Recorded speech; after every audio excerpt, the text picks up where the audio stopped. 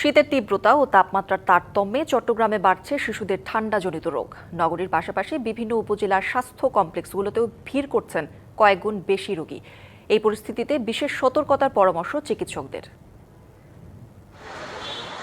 চট্টগ্রামে কয়েক সপ্তাহ ধরে মৌসুমি বায়ুর প্রভাবে বাড়ছে শীতের তীব্রতা। বিশেষ করে গভীর রাত ও ভোরে তাপমাত্রা নেমে যাওয়ায় বাড়ছে শিশুদের ঠান্ডাজনিত রোগও।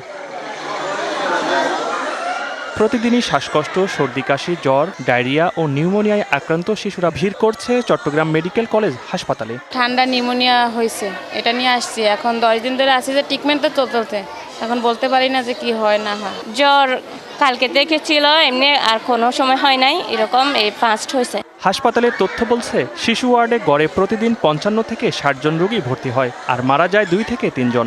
গড়ে প্রতি মাসেই নিউমোনিয়ায় আক্রান্ত হয়ে মারা যায় 55 থেকে 65 জন।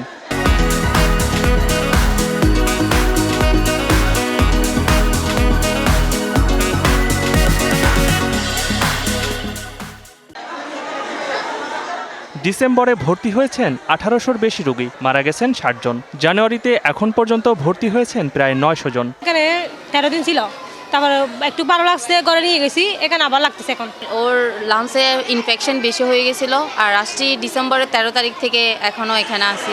শীতের তীব্রতা বাড়ায় আক্রান্ত রোগীর সংখ্যা ও মৃত্যুর হার বেড়েছে বলে জানান চিকিৎসক। শীতের তীব্রতা বাড়লে বাচ্চাদের মারাত্মক নিউমোনিয়ার সংখ্যাও বেড়ে যায়, যার কারণে এইরকম রোগী আমরা অনেক ভর্তি হয় এবং এর মধ্যে শিশু মৃত্যুর হারও উল্লেখযোগ্য থাকে। কখনো কখনো 2-3 জন রোগী আমাদের ওয়ার্ডে প্রতিদিন মৃত্যুর মুখে পতিত হয়। পরিস্থিতি মোকাবেলায় শিশুদের বাড়তি যত্ন নেওয়ার পরামর্শ চিকিৎসকদের।